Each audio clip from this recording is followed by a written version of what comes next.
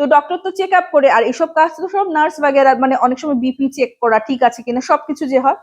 তো উনি একজন মানে ডক্টরটা তখন বয়স কত হবে, 34 কি 35 ইয়ার্স, ওর তখন ছোট, ওর কত হবে, কানো ঘুষে শুনতো এই মানে এই যে বললাম স্পেশালি এই ডক্টর যার বয়স 34 থেকে 35, এর নাকি ক্যারেক্টারটা খুব একটা ভালো নয়। হ্যাঁ, তো একদিন কি হয়েছে, ওনার আন্ডারেই ছিলেন অনামিকা।